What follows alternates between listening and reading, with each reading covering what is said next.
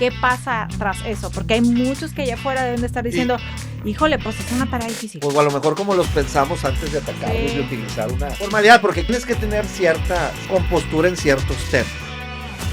Muy buenas tardes, mi nombre es Hermes Cruz.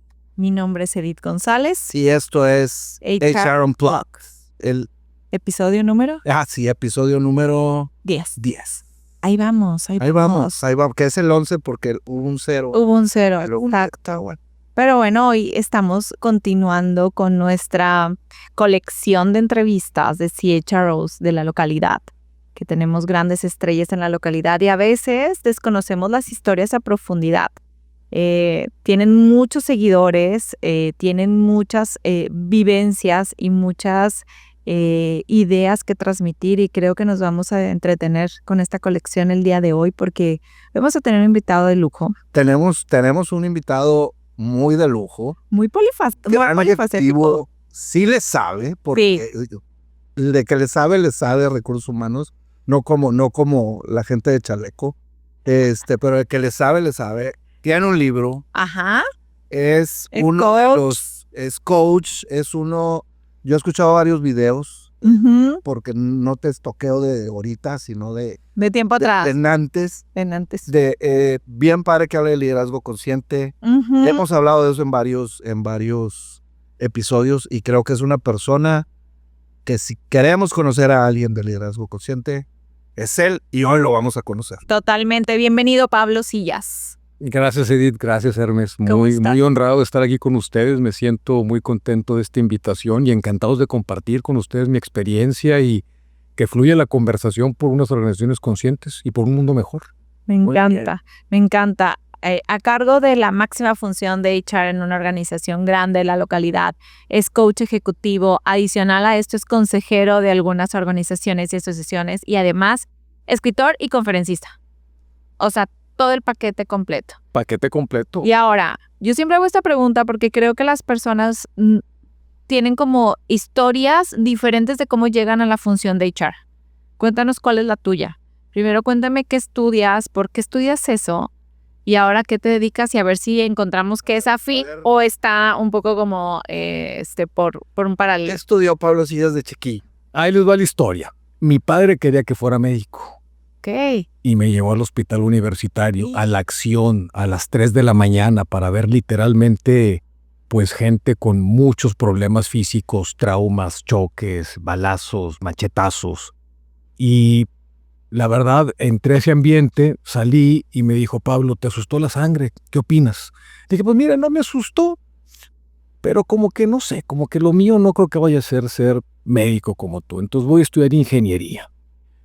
Y me metí a estudiar ingeniería industrial.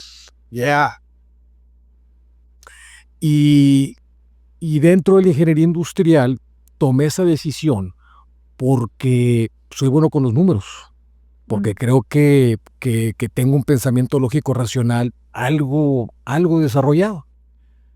Resulta que en el momento que cualquier persona toma una decisión de carrera, nuestra corteza prefrontal no está todavía al 100% desarrollada.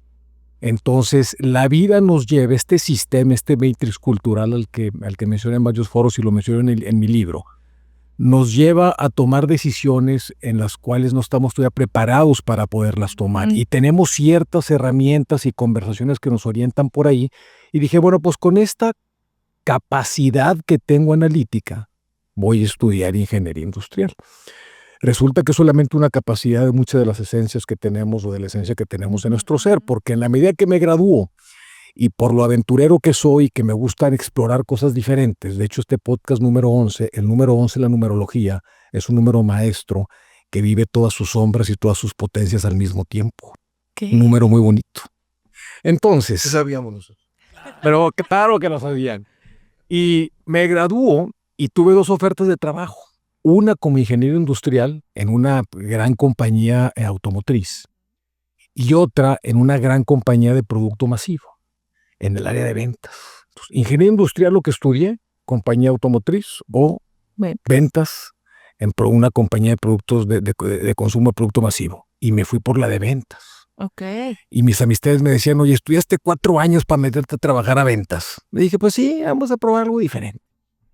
Estando en el área de ventas, un compañero vio mi trabajo de cómo estaba abordando con un acercamiento científico la venta, un poquito más metódico que a partir de la relación. Y me dice, ¿por qué no te vienes a RH? Para que nos ayudes a ser un facilitador de toda la fuerza comercial. Y yo, va, perfecto, me cambio RH. Eso fue en 1992 y aquí sigo. Te encantó. Encontré mi pasión estando en el mundo del talento y en el mundo de la cultura. Encontré que mi pasión es convivir, estar con la gente, conectar, ayudarlos, acompañarlos, hacerles el bien, ver cómo potenciar su desarrollo integral. Y lo encontré muy chico en mi carrera viendo estudiando ingeniería industrial. Y ya me quedé en RH y empecé a hacer mi carrera como generalista. De esa compañía que empezó con la parte de capacitación, me hablaron de otra. De esta me aburrí muy pronto, me fui para otra y empecé a aprender el tema de compensaciones y beneficios.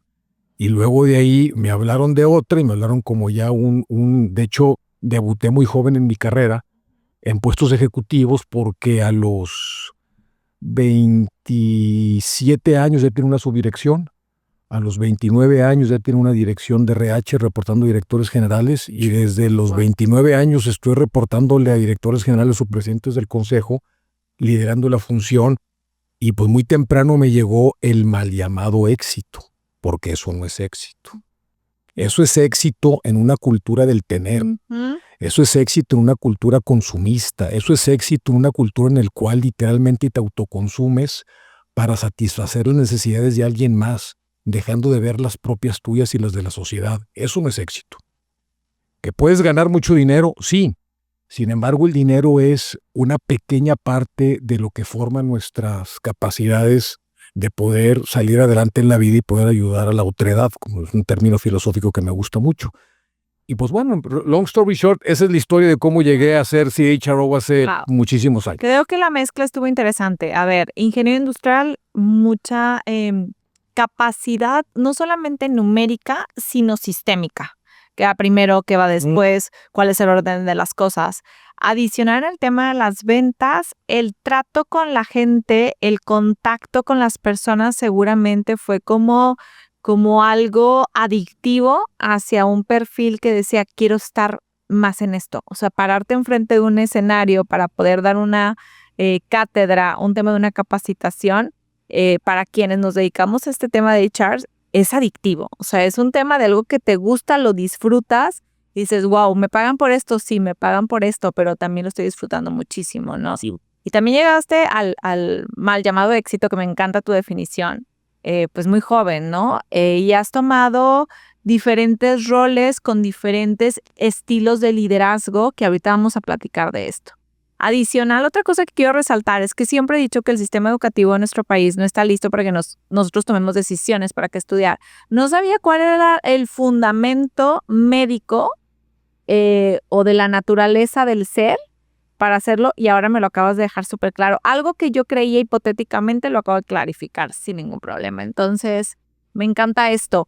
Ahora, en este momento en el cual, como dices, oye, llegué a puestos de liderazgo muy joven, ¿entendías qué era liderazgo en ese momento? Por las pláticas que escuché de algunos grandes consultores y gurús en la escuela donde estudié, en el TEC. Yo formé parte de un grupo de liderazgo que lo fundamos en aquel entonces que se llamaba ProLíder, y ya no existe.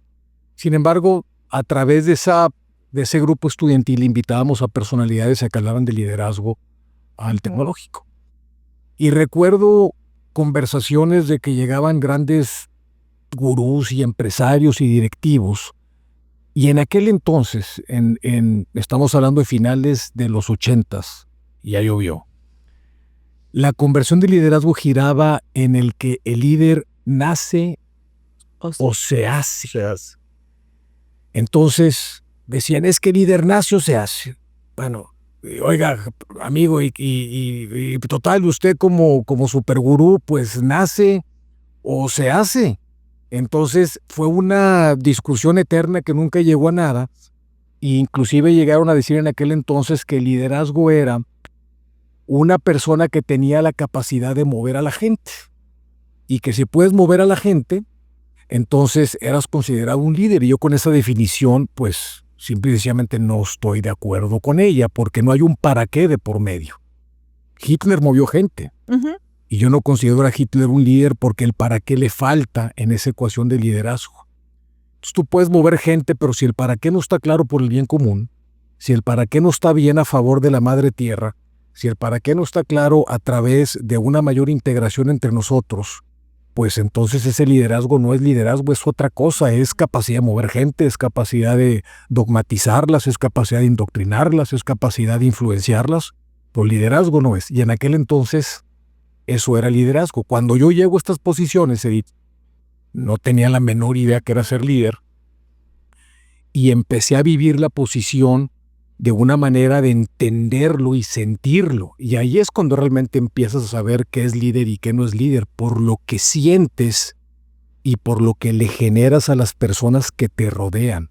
A partir de ahí viene el verdadero liderazgo. Y al principio, pues me costó un largo camino en mi vida poder un poquito entenderlo. Pero fíjate qué interesante cómo fue juntando esos skills.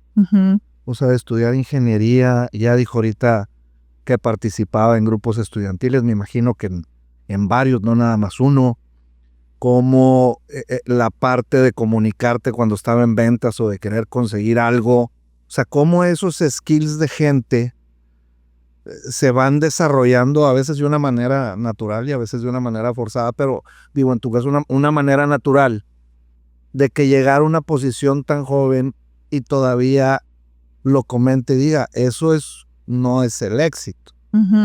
Sí, o sea, eso fue llegar a una posición.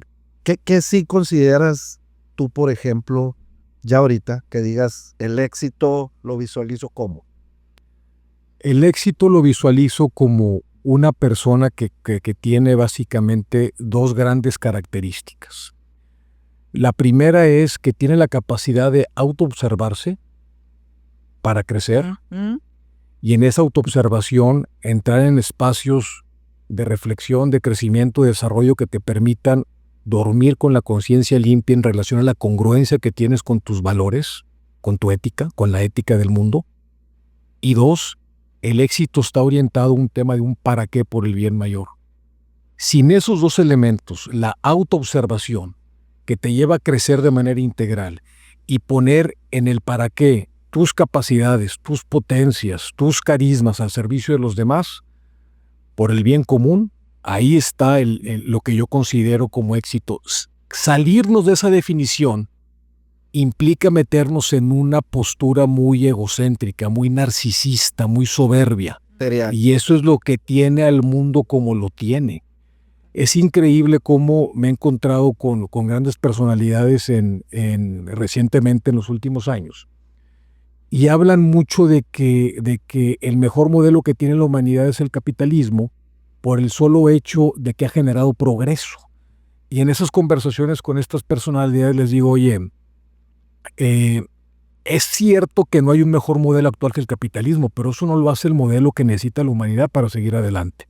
Porque si le llamas progreso a que una persona gane 7,000 pesos mensuales, o tenga un refrigerador en su casa, o pueda tomar un transporte para ir a un trabajo, o tenga un coche de 1985, 1990 para moverse, y porque sus hijos van a escuelas públicas que van a ser más dogmatizados que educados, si eso le llamas progreso, pues bueno, es tu definición de progreso. Sí. Pero yo no creo que eso sea progreso. Totalmente. Ni mucho menos está muy alejado del tema de lo que es generar bienestar. Y mucho menos está muy alejado del tema de dónde está el para qué. ¿Dónde está el para qué para que tengamos un propósito por el bien mayor que incluye un bienestar integral conectado con todas las audiencias que nos relacionamos y con la madre tierra, que de pasado pues estamos destruyendo como si no hubiera mañana para la humanidad? Totalmente. Oye, Pablo, cerrando este bloque que habla mucho de ti como persona, tienes diferentes roles. O sea, tienes un empleo de tiempo completo, eres consejero, eres coach, escribiste un libro y estoy muy interesada en conocer acerca del balance. Te veo y veo una persona saludable, con mente clara, físicamente presente, con una coherencia en lo que está diciendo. ¿Cómo le haces para balancear esos tantos sombreros que tienes en tu día a día? Me levanto a las 5 de la mañana. Ok. Ya vale, man. Vamos a empezar por ahí. Soy de los del fan club, de las 5 de la mañana, que cuando vi ese libro, lo vi en un aparador y dije, no puede ser posible que hay otro loco como yo que se levanta a las 5 y tiene un libro. Y es bestseller ese libro. Lo voy a comprar. Y aprendí varias cosas ahí del maestro Robin Sharma, que escribió ese libro, y entre ellas es de que, me conecté mucho con la disciplina que tenía Robin Sharma, que comentaba en el libro. Me levanto a las 5 de la mañana, tengo mi rutina de ejercicio, alterno ciertas disciplinas, ejercicio físico, con yoga, con tai chi, con qigong, uno día, otro día, con algo de hiking. Luego paso a un espacio de meditación, completamente en oscuridad, con el climita prendido, sin música. En ese espacio de meditación doy gracias y medito al mismo tiempo. Son las dos cosas, una rutinita que tengo en mi mente, y luego termino guardando silencio al final. Después de eso desayuno. Mi desayuno, recientemente cambié ligeramente mi dieta. Siempre creo que he comido muy sano por muchísimos años, pero ahora vi una maestra ayurvédica que me dio un plan de medicina, de un plan de ayurveda de alimentación, que me ha sentado de maravilla. Luego de eso, cuando voy al trabajo, trato de escuchar cosas que me nutren. Música que me nutre, o podcasts que me nutren, y ahí es donde por lo general estudio filosofía. Ya. En mi camino al trabajo, estudio filosofía. En el trabajo, me divierto en mi trabajo. Amo mi trabajo. Literalmente estoy bendecido porque me pagan para ir a trabajar. Porque yo amo mi trabajo, y la forma en la que me relaciono con todas las personas en la oficina es espectacular. Conversamos, nos divertimos, nos reímos, lloramos, nos abrazamos, nos platicamos cosas, nos vulneramos. O sea, es un ambiente con el cual en esas conversaciones uno a uno es muy enriquecedor. Y todo eso, Edith, nutre. Claro. Nutre. Claro. Como en mi casa, la mayor parte de las veces que puedo, ahí coincido con mi hija y con mi esposa para poder comer. Regreso en la tarde a la oficina, sigo con esta agenda en el cual hay cosas que se resuelven en el día y otras que se tienen que pasar para días posteriores, porque el estrés es la enfermedad número 1 de la humanidad. Exacto. Y en la noche llego a mi casa, convivo un ratito con mi familia, y normalmente lo que suelo hacer antes de dormir es, hay que apagar los celulares, no veo la tele, tal vez el fin de semana una que otra serie de repente, pero en la noche me pongo a leer o me pongo a estudiar para terminar mi carrera de psicología, que ya estoy a punto de terminarla, o doy alguna terapia, o doy algún coaching, o me pongo a leer de los tantos libros que tengo de espiritualidad o desarrollo humano, de filosofía que me gustan, y eso, y termino con una pequeña meditación y duermo 8 horas. Fantástico. Entonces, ese estilo de vida me está resultando muy positivo. No lo he tenido toda mi vida, obviamente lo he ido modificando en base a prueba y error, y el metabolismo va cambiando, ¿verdad? Todavía Hoy también la edad va cambiando. Sí, todavía tenemos chance. Ya. Todavía tenemos posibilidades de hacerlo, pero es importante lo que acabas de decir. Estoy recientemente como que investigando acerca del tema del balance, ¿no? Y ahorita lo acabas de explicar muy bien. Y creo que más que nunca las organizaciones requieren de líderes presentes, balanceados, que puedan estar escuchando no solamente lo que dicen las personas, sino el qué están sintiendo esas personas, y escuchar hasta los pensamientos de esas personas en esa conversación. Y para hacerlo necesitas tú estar extremadamente preparado física y mentalmente para estar ahí presentes sin distracción. Y la importancia de reflejar, o sea, lo que él está diciendo. Uh-huh. O sea, tiene la coherencia que él tiene en lo que publica, cómo da sus pláticas. Me imagino su gente con la que trabaja. O sea, estás proyectando lo que estás viviendo, y a la larga y en el corto plazo también es bien importante para esa seguridad que le das a los equipos. Claro. De claro. sentirse apoyados. Congruencia, ¿no? La congruencia. Claro, totalmente. Tiene Muy que de ver acuerdo. muchísimo con esto. Ahora, organizaciones conscientes y un libro que tienes por ahí. A ver, cuéntanos un poquito de esto. ¿De dónde empiezas tu investigación y tu aplicabilidad del tema de organizaciones conscientes? Cuéntanos un poco de esto. Bueno, el camino inicia porque ha habido, desde que estaba en la universidad, esta inquietud por confrontar a un sistema que está roto. Uh-huh. La sociedad en la que vivimos, este constructo cultural que mucho de él lo tenemos impuesto, está roto y lo podemos ver en los indicadores que tenemos de depresión, de suicidios, de tiroteos, de guerras, las están pasando. La estamos pasando ahorita. La expulsión de los migrantes que están levantando la mano para poder comer, el estrés, las tasas de cáncer, o sea, el mundo está roto. Uh-huh. Soy optimista que estamos en una etapa de cambio entre Piscis y Acuario. Si quieren después hablamos de esas cosas, pero soy optimista que estamos en un cambio de época ahorita. Y ese cambio de época ahorita está sacando las sombras de la humanidad y lo peor que tenemos como humanidad. Sí. Entonces, desde muy joven estaba viendo que este sistema estaba roto y lo he confrontado de manera constante por tratar de hacer algo diferente. Y recientemente, empezándome a caer muchos veintes por los coaches que he tenido, por los terapeutas que he tenido, porque también voy así como yo doy terapia, también recibo terapia, porque creo que es un ejercicio súper sano para hacerte mejor y ser mejor persona. Me empezaron a caer ciertos veintes relacionados con el daño que yo le estaba haciendo a mí mismo, a mi familia, a las personas con las que me relacionaba, y a personas que ni tan siquiera conocía, pero que las ignoraba con una indiferencia estrepitosa. Empiezo por ese proceso de reflexión y me doy cuenta que mi vida profesional era más aplaudido que mi propia casa. Entonces, cuando me caen esos 20, entro en una especie de crisis personal. Y decir, pues esto no puede seguir así, tengo que hacer algo diferente. Y empecé a cambiar. Y empecé a ir a terapia y cambié mi rutina de ejercicio y empecé a relacionarme de manera diferente y empecé a leer cosas diferentes y a exponerme a expresiones culturales diferentes. Empecé a quitar las programaciones viejas que tenía este sistema por nuevas programaciones de responsabilidad total. Y en algún momento que empecé a platicar de esto en las diferentes conferencias, podcasts, talleres que me invitan, que repito, como he sido CHRO desde los 28, 29 años, por mi chava me invitaban a platicar y qué están haciendo y qué es liderazgo y qué es cultura y qué es esto. Y en algún momento dejé de hablar de prácticas y de tendencias y de mejores temas de talento y cultura y empecé a cambiar por el concepto de liderazgo consciente. Y esas pláticas evolucionaron al concepto que denomino Heartset, que es el título de mi libro. Y lo que hice en mi libro, Hermes y Edith, fue platicar desde el corazón, porque por algo se llama Heartset. Desde el corazón me vulnero y manifiesto los hierros que cometí en mi vida.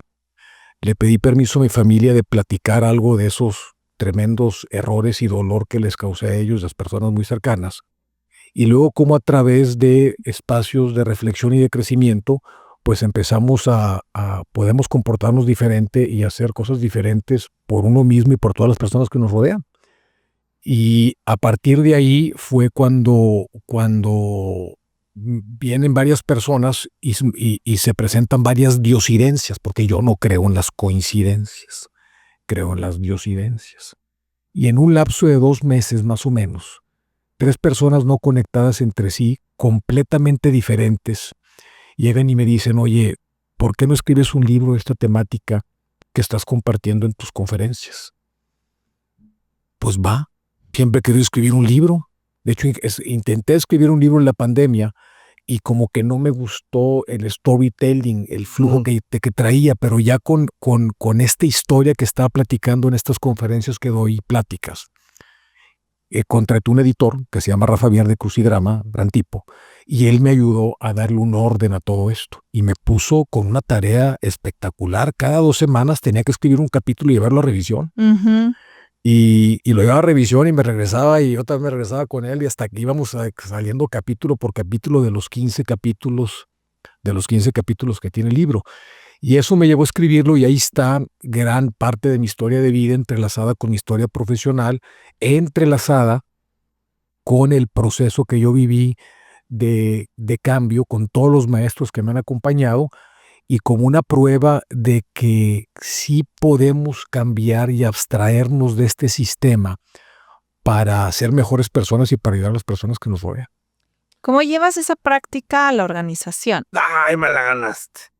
Pues es que me hace totalmente sentido lo que está diciendo. O sea, todo resuena en diferentes conversaciones, en diferentes momentos. El jueves pasado estábamos en un foro tú y yo, ¿y qué es lo que dijeron? Mente activa, vida positiva. ¿Qué significa esto? Si empiezo a cambiar las cosas en las que estoy pensando, si empiezo a quitar ciertos como saboteadores de mi propio pensamiento, puedo empezar a cambiar esto. Así como el equilibrio físico, también estamos este equilibrio mental. Me hace totalmente sentido y me resuena lo que acabas de decir. Muy aplaudido en el aspecto profesional, pero ¿qué está pasando en la vida, personal? Eso está interesante. O sea, nos invita a la reflexión. A todos los que nos van a estar escuchando, viendo, es ¿qué tan aplaudido estás siendo en tu vida personal?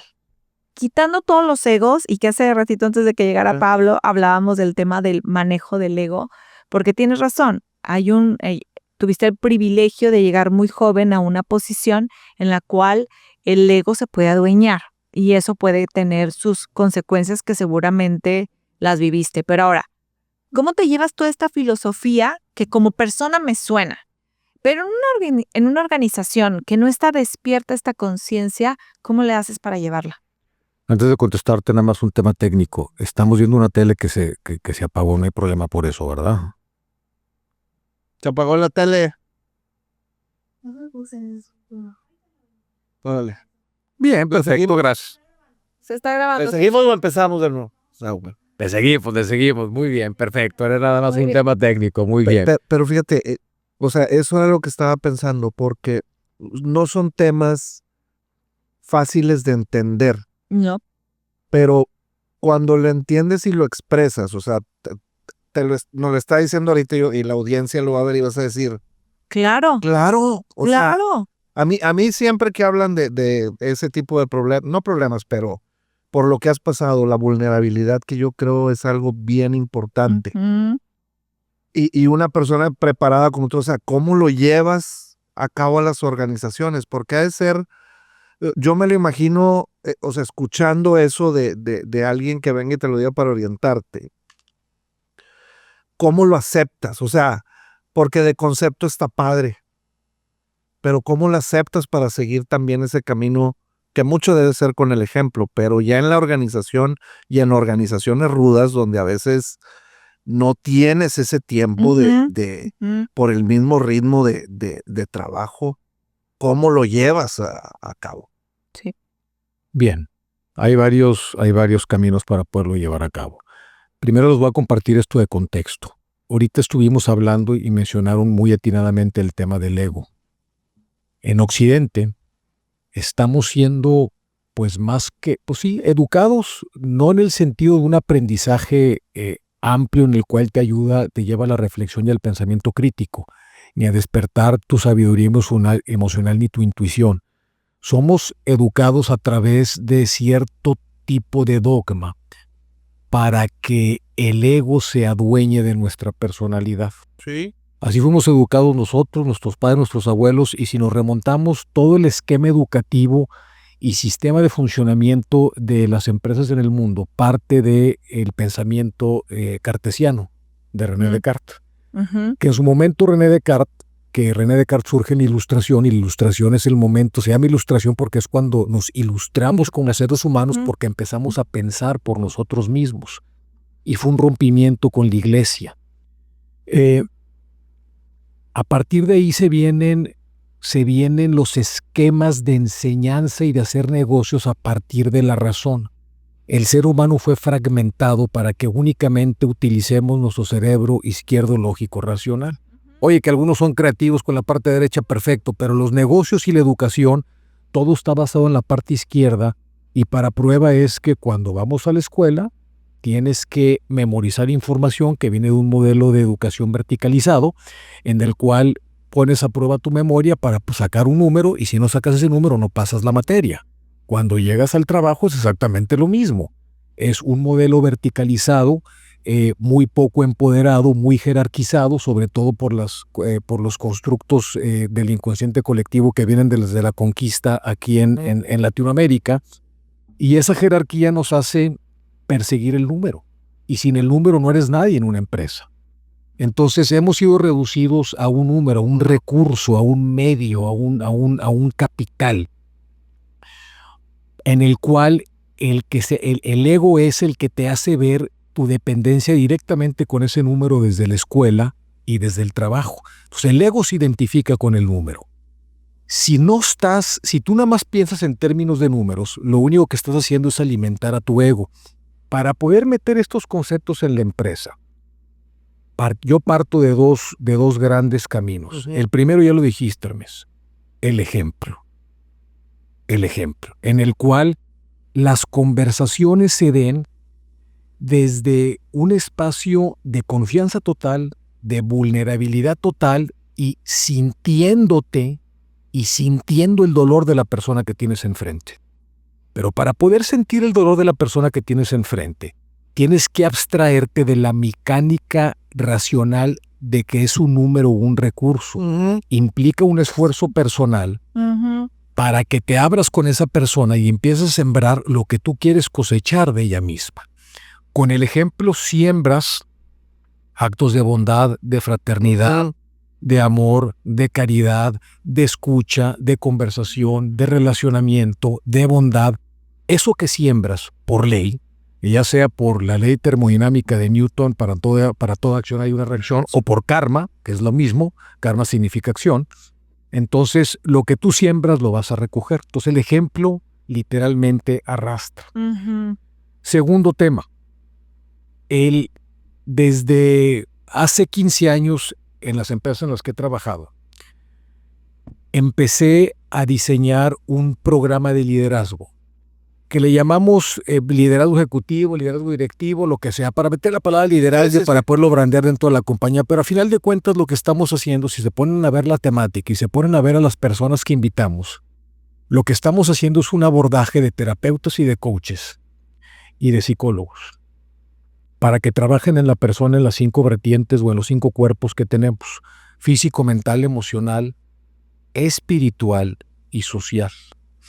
Cuando a una persona le llegas con herramientas, con conversaciones relacionadas con la parte emocional y con la parte espiritual, que fue lo que se cortó desde la edad, desde la ilustración con Descartes, hay algo que empieza a despertar en la persona, porque dice, conecta con eso desde una carencia que inmediatamente la vuelve una necesidad, que inmediatamente la vuelve algo que quiere tener porque sabe que lo necesita, porque su cuerpo se lo pide. Entonces, estos abordajes los hacemos con maestros que ven las 5 dimensiones, les dejan ejercicios y las personas salen diciendo comentarios como los siguientes: es la primera vez que la empresa me da un espacio de desarrollo para mí como persona, no como el ejecutivo que tiene que tener un mejor liderazgo, comunicarse y que sacar el número y que no, para mí como persona. Es la primera vez que la empresa pone espacio de desarrollo para mi familia, para que yo y mi familia reconectemos desde espacios que perdimos, porque mi vida, lamentablemente, por cómo fui educado y por cómo fueron educados mis jefes, estamos viniendo aquí al trabajo para tratar de poner una careta y mostrar la mejor actitud posible, pero en la casa nos está cargando el payaso. Sí. Y lo que ponemos son caretas, máscaras, persona, del griego, persona, máscara. Ponemos caretas para aparentar cosas diferentes porque estamos siendo constantemente evaluados por el número que le entregamos a la organización. Tu personaje en el trabajo es diferente al personaje que inventas en tu casa. Es ese. Entonces, lo que dices, perdón que te interrumpa, la gente que dice, yo vengo al trabajo nada más a trabajar y los demás no me importan, me imagino que cuando escuchas una cosa así, para ti es algo... Es sacrilegio. Es sacrilegio por lo siguiente. En estos espacios de aprendizaje y desarrollo integral, que también están fortalecidas con comunidades de aprendizaje donde se junta la gente para rebotar ideas entre ellos y compartir experiencias, abordamos el tema del amor y de la espiritualidad en la fuente de trabajo, en el trabajo. Necesitamos hablar de espiritualidad en el trabajo. Y ahorita me regreso a este punto que mencionas, Hermes. La crisis que está viviendo la humanidad no es una crisis de rentabilidad o de productividad, es una crisis de liderazgo. La crisis de liderazgo está fundamentada en su base por una crisis de ética. Y esa crisis de ética, a su vez, está fundamentada en la humanidad por una crisis de espiritualidad por la que estamos pasando. Entonces necesitamos llevar la palabra de espiritualidad, no religión, la palabra de espiritualidad al trabajo, al gobierno, a la academia y a la familia. Hay que llevarla a todas las audiencias en las cuales nos estamos involucrando. Cuando yo me encuentro con personas que me dicen, es que yo no vengo a ser amigos, yo lo que le digo y lo manifiesto abiertamente en mi libro, yo le digo, yo sí vengo a ser amigos. Y he hecho amigos, pero tan de sangre que les llamo hermanigos. Claro. Los he elevado a la calidad de hermanos por decisión, y tengo grandes hermanigos que he hecho en el trabajo a lo largo de muchísimos años. Qué aburrido es que llegues al trabajo a transaccionar como robot. Sí. Oye, dame esto, la junta, dame el número, el reporte, cuál es el resultado, cuál es el plan de acción. Oye, qué producto de gallina, qué flojera. Entonces, ¿qué te parece si mejor nos conectamos, nos relacionamos, nos vulneramos, nos escuchamos, que hemos perdido esa capacidad? Totalmente. Vamos a escucharnos, vamos a volvernos amigos. Si nos lleva la amistad, nos lleva, pero de perdido trabajemos en un ambiente un poquito más armónico. Yo cuando dicen eso les digo, es que, o sea, no puedo separar el trabajo de mi vida porque mi trabajo es parte de mi vida y debo de aprovecharlo. Debo de conocer gente, debo tratar de... En esta posición que decidimos estar, pues tenemos que ayudar a la gente. O sea, para eso estamos, para hacer lo que tú quieras. Yo sí veo que la falta de identidad de muchas... Yo ahorita me resuena mucho la espiritualidad, pero la falta de identidad de la gente, la falta de decir... Esto es lo que yo quiero por un miedo material o un miedo a perder su, digamos, su status quo, su ego, hace que adoptes la doctrina que te caiga. O sea, el que esté a un lado, si es algo que a ti no te interviene en eso lo agarras. Y si alguien escuchas que dijo, yo nada más vengo a trabajar, tú vas a repetir lo mismo. Pero se está perdiendo esa originalidad que te da como humano. Decir, yo vengo a crecer y a crecer un poquito más. Y lo único, creo yo, no es ni doctrina ni nada, pero el ejemplo para mí, tener ese ejemplo de decir, así soy yo, esto conseguimos, esto podemos dar, generas muchas veces esa, digamos, inquietud de querer saber más. Para que tú puedas investigar. ¿Sí me explico? Él, su tema, y lo escuchas en los videos, cómo hace las entrevistas, luego les platico una allá fuera de entrevistas, aprendes mucho hasta en las entrevistas. Pues ahorita está haciendo toda una masterclass, de verdad, escuchen con atención esto, escuchen este tema de las 5 dimensiones, físico, mental, emocional, espiritual y social.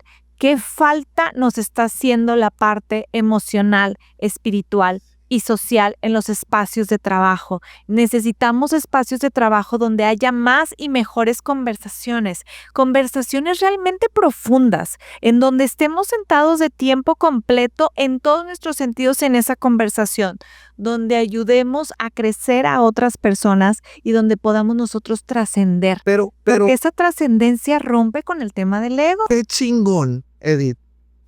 Qué chingón. Que no, yo tengo permitido decir las palabras. Sí, claro. Pero qué chingo, imagínate que vengan y te digan, oye, Pablo, es la primera vez que se preocupa que alguien se preocupa, o sea, por mi persona. Y que aparte de que se preocuparon, aprendí tantito y voy a mejorar.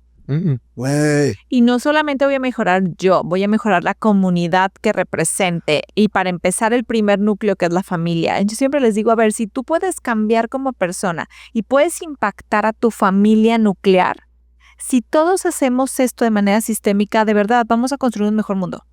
Sí. Y lo complemento con lo siguiente, regresando al tema de que yo nomás vengo al trabajo a trabajar. Una persona que transacciona mecánicamente en el trabajo, ese estilo de relacionarse también lo va a tener en su casa. Total. También va a ser transaccional en su casa.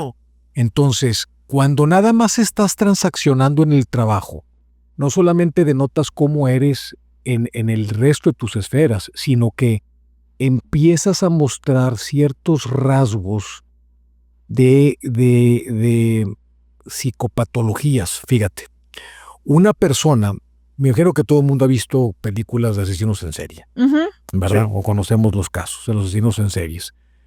Lo que caracteriza a un psicópata, guardadas las proporciones, yo te lo llevo al mundo del trabajo, lo que caracteriza a un psicópata es su falta de empatía total.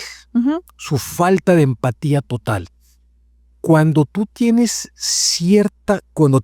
falta de empatía en el trabajo, por transaccionar en la junta, en el resultado, en lo que sigue en el pendiente, tienes, aunque sea un espectro de psicópata. De psicópata, aunque sea un 1, lo tienes. ¿Y no te interesa lo tienes, claro, no te interesa. ¿No te interesa? Y tan no te interesa que lo expresas en el lenguaje de manera inconsciente.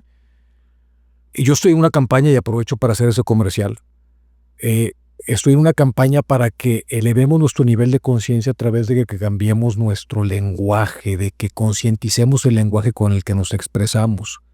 Cuando tu departamento se llama recursos humanos o capital humano, eso es lo que estás viendo enfrente de ti, un recurso o un capital. Somos personas, no somos recursos, no somos capital, no somos mano de obra, no somos FTEs.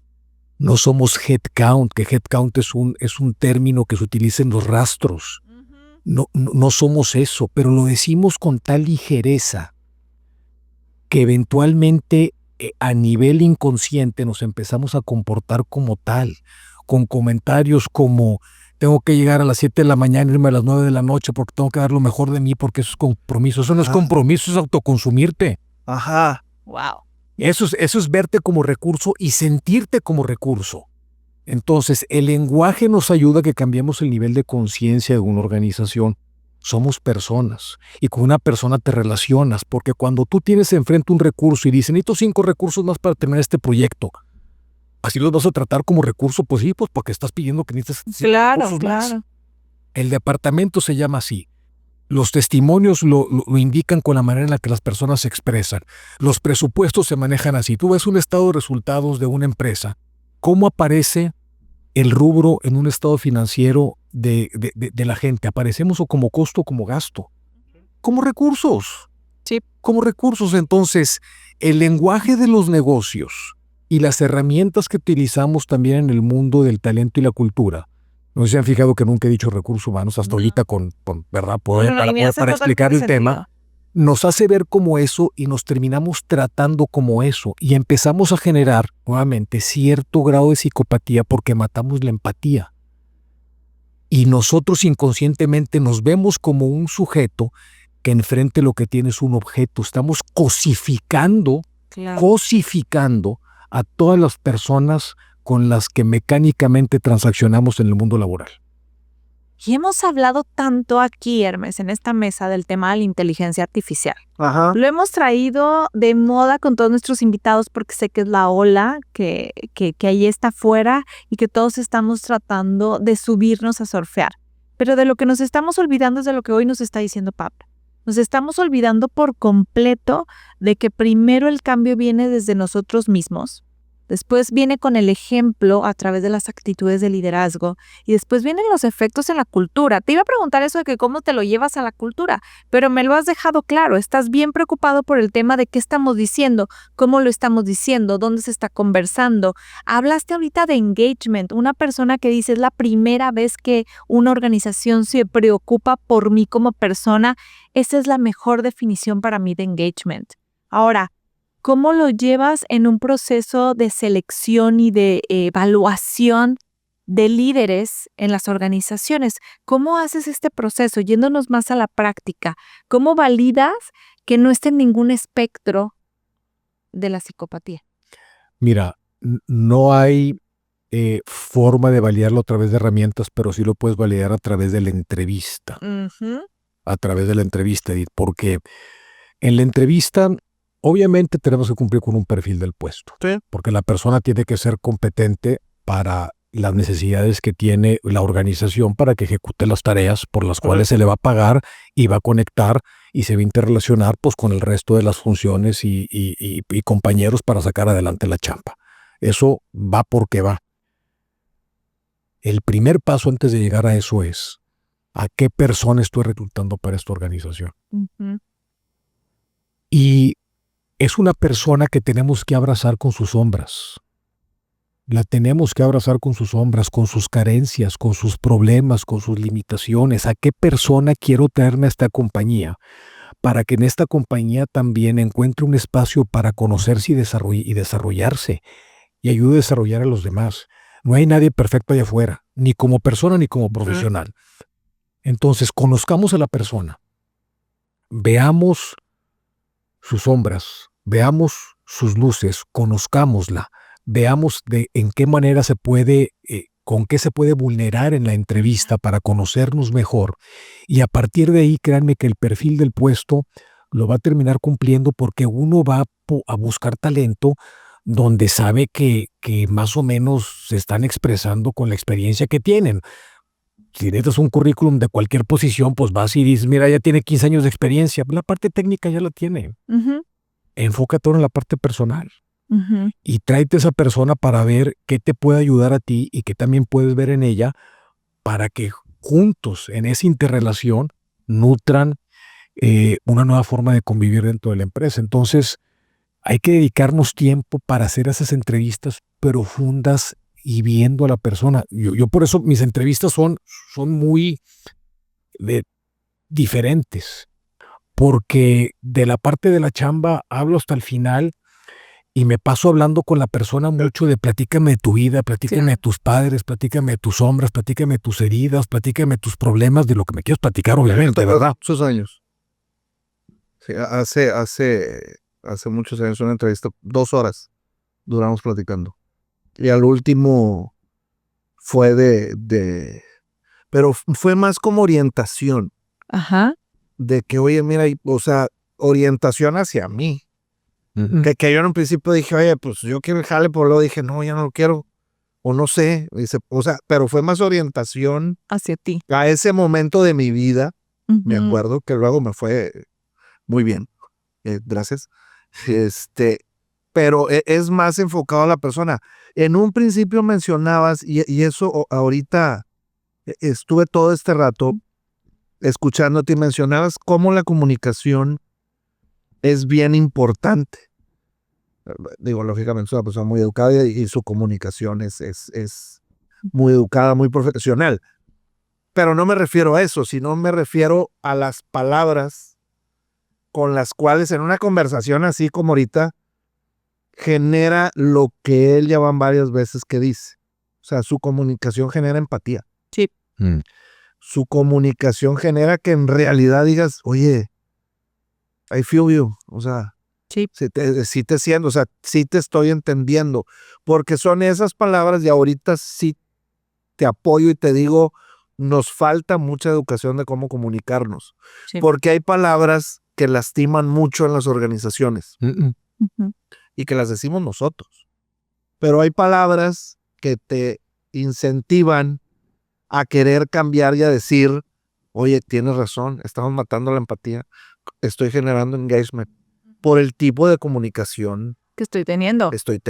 Y creo que mi comentario hace rato del tema de cuánto hemos hablado de inteligencia artificial y qué poco estamos hablando del tema de conectar con las personas. Entonces, para aquellas personas que están preocupadas porque la inteligencia artificial les pueda quitar su empleo, déjenme decirles que la falta de empatía es la que probablemente les pueda quitar un empleo el día de mañana. No es la inteligencia artificial, no son las herramientas, es tu falta de conexión con las personas la que puede hacerte perder desde la cabeza con el tema del ego hasta perder un empleo, que sería como que la cuestión más básica, perder familias, perder etcétera, etcétera, etcétera. Entonces, creo que es un llamado hacia la reflexión. Tengo una pregunta más, porque ahorita estamos hablando del tema de las entrevistas, Pablo, pero también, ¿cómo hacemos esta chamba de evaluar a los líderes con sus sombras, con sus luces, con sus carencias y con sus heridas, y acompañarlos porque sabes que la falta, digamos, que la merma en el clima laboral, que el incremento de la rotación en un determinado departamento liderado por una determinada persona, no solamente es el número que está reflejando, hay que entender cuál es la historia que está atrás de esa persona como para poderlo cambiar. Y de repente le dedicamos más tiempo al diagnóstico del clima, de la rotación, del tal, pero no le dedicamos tiempo a acompañar a ese líder con sus carencias, con sus heridas, con sus luces y con sus sombras. ¿Cómo le hace Pablo Sillas en esto? Bueno, ahorita inicio con lo siguiente, Edith. Las herramientas básicamente a nivel mundial que existen para evaluar al talento son herramientas que ya se quedaron completamente cortas, ya están arcaicas, porque básicamente tienen dos dimensiones, la dimensión del desempeño y potencial o desempeño y competencias, cualquiera de las dos. Al final de cuentas, estas herramientas son herramientas muy orientadas a ver nada más, a verte como un recurso. Porque si sacas un alto desempeño con potencial, pues eres la estrella del partido y vas a tener acceso a promociones y vas a tener acceso a diferentes cosas. Pero estás en la parte de abajo, pues la empresa normalmente va a tomar la decisión de despedirte más pronto que tarde. No está el elemento de las sombras y de las luces de la persona como persona ahí. No está el elemento emocional. Entonces, para poder incorporar ese elemento ahí, necesitamos conocer a la persona e incorporarlo en esa matriz y tabularlo y hacer una calibración. Hay personas, por ejemplo, que están en la metodología del 9-box, de las 9 cajas, ¿verdad? Hay personas que son cajas 7, 8, 9, pero nunca les abordamos en esa conversación con ellas o con ellos de que probablemente ella es una mamá soltera y que tiene que llevar al chamaco a la guardería o al kinder y se tiene que levantar a las 5 de la mañana aparte para hacerles el lonche y luego aparte le queda el trabajo a 2 horas de distancia y luego también en la tarde tiene que hacer maravillas para que le cuiden al niño en lo que sale porque tiene que mostrar su compromiso saliendo a las 8 de la noche, tiene que hacer maravillas para que le cuiden al niño o a los niños o a los hijos para llegar a esa hora, bañarlos, darles de cenar y literalmente abrazarlos un ratito y a dormirse porque el día siguiente su vida otra vez vuelve a ser ese infierno. Y la gente no sabe eso, sin embargo lo que ve en el papel es, ella es de alto potencial. Ella la tenemos que promover a una futura dirección. Y nadie conoce eso de su vida. El costo personal que eso le está implicando la está literalmente matando. Y ella ella nunca lo va a revelar porque va a decir, no quiero que conozcan esta parte de mí porque me van a juzgar y voy a perder oportunidades porque aparte este mundo, lamentablemente y sobre todo en Latinoamérica, sigue siendo muy misógino, sigue siendo muy machista, sigue siendo muy patriarcal. Entonces, se callan. Y lo mismo pasa con una persona abajo, ahora vamos a cambiarle el género, un hombre, de que está calificado en la parte de abajo de estas curvas y lo único que vemos es que no cumplió con la chamba y lo que sigue es, pues mira, habla con él, sácale tarjeta amarilla por si no para despedirlo o despídelo. Pero nunca nos enteramos de que acaba de hipotecar su casa para poder pagar la hospitalización de su padre, que ya no lo cubría el seguro y que tenía un cáncer a los 80 años de edad. O que su hija estaba pasando por un trastorno de alimentación y que tiene bulimia y que tiene anorexia. Y no sabemos eso de las personas, Edith. Y nada más nos medimos por, pues le está yendo mal en la chamba, le está yendo bien en la chamba por el propio resultado. Entonces, para que sepamos eso de las personas, necesitamos nuevamente abrirnos, conversar, escucharnos, vulnerarnos, relacionarnos. Y eso implica que reconozcamos que tenemos un espíritu en nosotros, que no somos nada más carne de cañón, como muchas personas sí nos ven por vernos como recursos. Tenemos un alma y un espíritu que es lo que nos lleva a vernos en el otro, a identificarnos en el otro. Pero para eso cada quien tiene que trabajar su espiritualidad, porque de lo contrario te vas a volver un psicópata lógico racional, ego narcisista. Claro. Por ejemplo, me quiero imaginar, salvo ahorita nos digas, el trabajo tremendo que para una persona, vamos a decir, con esa posición de CHRO, con estas ideas, el trabajo tremendo que tienes que hacer para convencer a una organización de que esto se debe de hacer. Digo, si ya lo están haciendo, pero yo me imagino en un principio, ¿qué tantos obstáculos tuviste? Ninguno. En mis últimas 2 experiencias profesionales, en la actual llevo 9 años y en la previa estuve 5 años y cacho. Cero resistencia. Cero resistencia porque un programa de desarrollo tiene demasiados beneficios y es un ganar-ganar para todos. O sea, es un ganar-ganar para todos. Está soportado que una persona que se siente, y lo vienen en cualquier encuesta de clima, Gallup, en cualquier revista que puedan ver, una persona comprometida te va a entregar X veces más resultados que cuando no lo está. Entonces, ¿cómo puedes llegar al tema de que una persona se comprometa? Viéndolo como persona, no viéndola como recurso. O sea, si las empresas dicen es que esto está muy raro, oye, para empezar es negocio. Lo correcto no es hacerlo porque es negocio, lo correcto es hacerlo porque es ético. Es correcto. Es ético. Oye, ¿quieres un business case? Ahí está el business case. Ahí está el business case, es billete para todos. Rashi Soya, con el que he tenido el gusto de también impartir una conferencia que me invitaron junto con él en el EGADE, una plática en el EGADE con él. Ha escrito 15 libros al respecto y ahí tienen los números. Tienen los números de las bolsas de valores, tienen los números de rentabilidad, tienen los números de productividad. Ahí están los números. Es negocio. Sigo pensando que la base es que lo tenemos que hacer por ética. Porque si lo haces por negocio, estás sembrando semillas que al rato se te van a regresar de una manera muy feíta. Eso es boomerang. El karma existe. El karma existe. Claro, totalmente. Pero entonces, a ver, para aquellos que les está costando trabajo vender esto porque o porque es congruente con lo que están pensando, tenemos herramientas de cómo poner los números sobre la mesa. Pero siempre recordar el para qué lo estamos haciendo. Creo que es de lo más valioso que me he llevado de esta conversación contigo, entender el para qué, el cómo devolverle mejores seres humanos a la humanidad. Hace mucho tiempo me puse a filosofar acerca de cuál era el propósito del área que me toca representar en la organización. Y me acuerdo que ponía el trascender del ser y del hacer. Bien. Y en esta trascendencia del ser y del hacer, que es algo que me hace vibrar de las emociones, porque primero quiero devolverle mejores seres humanos a la comunidad. Esa es la trascendencia del ser y la trascendencia del hacer, que todos entiendan que su trabajo aporta un valor. Que lo que tú haces, desde el que abre la puerta en la mañana hasta el que está tomando la máxima decisión como director general, tiene un propósito para un bien mayor. Entonces, por eso me resuena mucho, porque ha sido parte de esta filosofía, nos estás dejando grandes aprendizajes, pero me quiero ir cerrando esta conversación con 3, 4 preguntas. Es que se va el tiempo volando. Es que la primera vez que yo no digo... Y que tú no me estás...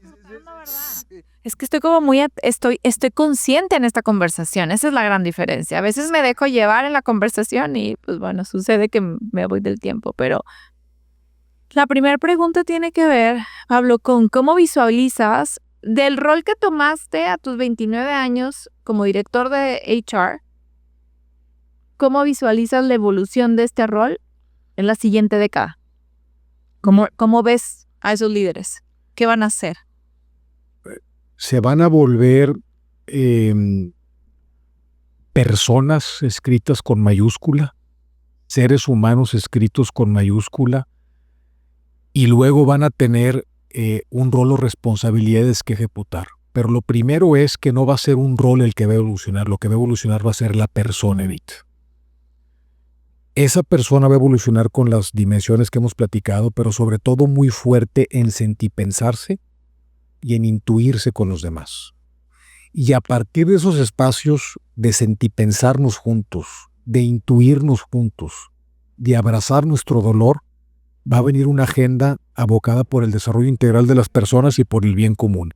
Eso es lo que sigue y para ello necesitamos meter nuevamente el concepto de espiritualidad en la chamba. Platícanos un poco más de ese concepto de espiritualidad, porque creo que hasta la parte emocional nos hace más sentido, pero la espiritualidad, y como bien lo mencionabas, tendemos a confundirlo con religión, con la religión que profesas, y la espiritualidad no es eso, pero me encantaría escuchar tu definición de esto.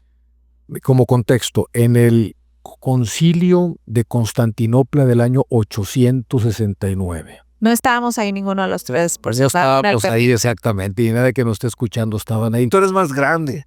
Un poquitito más grande, ¿verdad? Un poquitito.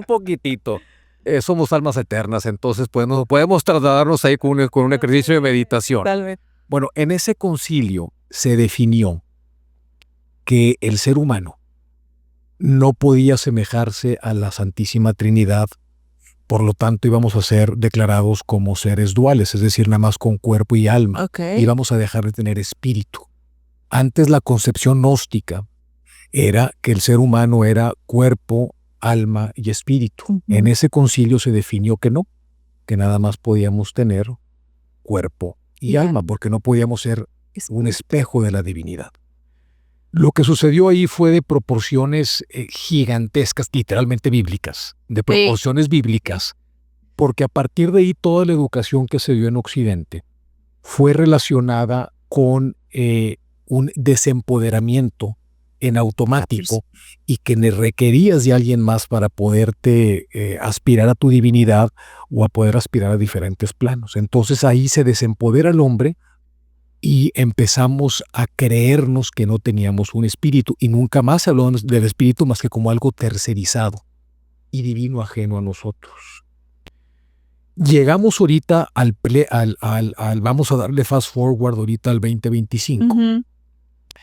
Y el concepto y la pregunta es súper interesante porque muchas personas confunden el tema de alma con espíritu y confunden el tema de espiritualidad con religión, y las tres cosas son cosas completamente diferentes. La religión es la administración de la fe. ¿Es correcto? Es la administración de la fe. La espiritualidad, a diferencia del alma, el alma es esa singularidad en el cual tiene conciencia propia y se preocupa por crecer hacia su mejor versión posible en este plano y en futuras vidas. Es una singularidad única con conciencia que evoluciona. La espiritualidad, el alma, es el puente que conecta con nuestro espíritu, que es aquello que nos hace pertenecer y ser todo en todos. Lo que nos une con Dios, Brahma, la fuente, el universo, Zeus, Shiva, lo que le quieras llamar. Tenemos que empezar por pasar por espacios de reflexión para que reconozcamos que tenemos esa esencia en nuestro ser. Y teniendo esa esencia, dices, bueno, si tengo esta esencia, si soy capaz de esto, eso me lleva a cierta potencia que puedo desplegar donde me encuentro. Pero para eso implica mucho ejercicio de autorreflexión, platicar con personas que tienen un largo recorrido en el tema para que nos orienten, porque no podemos pretender que un niño que va a primero de primaria le enseñemos derivadas y matemáticas avanzadas. Como no hemos sido expuestos a estos temas por los últimos 1200 años, y luego con Descartes, con el racionalismo exacerbado que se vino, pues no tenemos ahorita las herramientas a la mano y necesitamos acceder a esos espacios de aprendizaje para incorporarlas y vernos de manera diferente. Y a partir de ahí, potenciarnos. Padrísimo. Yo sí tengo, antes de ir cerrando. ¿Tú tienes otra pregunta? Sí, antes de ir cerrando, porque ahorita le quiero hacer la pregunta, luego Vamos a que nos diga lo de su libro, dónde lo pueden encontrar, y ya cerramos. Pero va a haber mucha gente que nos va a ver. Muchísima, miles y miles de Millones. gente que nos ve. Si nuestra familia, o a lo mejor la tuya, ya con eso. Sí, ya tenemos. Ya tenemos bastantes. Pero para aquellos que nos vean que a lo mejor pudieran estar aspirando a una posición o que estén en esta posición, ¿tú qué les recomendarías para que empiecen su organización desde el lado humano? De tener esa visión que tú tienes, pero que les digas, empiecen por esto. O sea, no se coman todo el pastel, pero empiecen por esto, para que lo empiecen ya sea a estudiar, analizar, prácticas. Lo primero que les recomendaría es que pidan ayuda. Y que pidan ayuda con alguien que ya ha pasado por este camino para que les allane el camino. Uh-huh. Para que les ayude a incorporar elementos de una conversación que pueda tener un final feliz hacia el camino que están emprendiendo.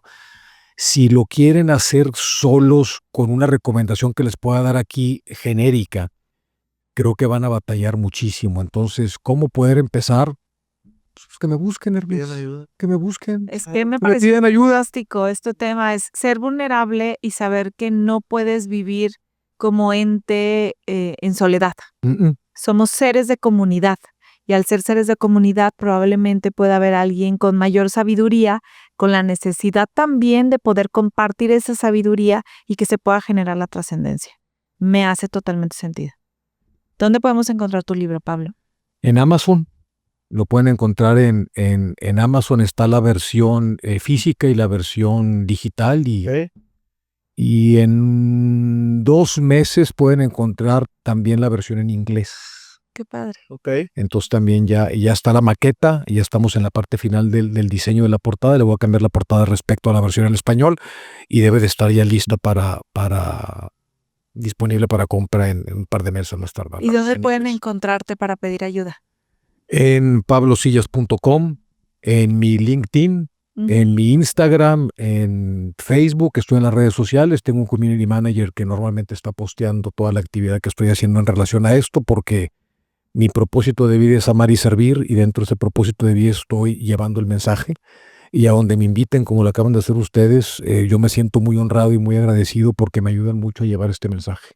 Y nosotros encantados de haberte tenido en este espacio, de haber aprendido de ti. Has trascendido en mí como persona y estoy convencida que con Hermes también, y vas a trascender en cada una de las personas que escuchen. Me llevo de esta sesión. Pero ciérralo. Me llevo de esta sesión. Ciérralo, matón, porque estuvo grandioso. Soltó muchos piquitos para estudiarle. O sea, también lean, no está fácil. Son desde los 29 años, trae mucha carrera, mucha friega, buenas compañías, muchos retos. Estudiarle tantito. Y muchas heridas. Claro. A mí me encantó el episodio, pero necesito... A ver, me llevo el tema, pongan atención en esto, me llevo el tema del autoconocimiento, por favor. Hagamos un ejercicio de conocernos, quiénes somos, cuáles son mis heridas, cuáles son mis carencias, cuáles son mis grises, cuáles son mis luces.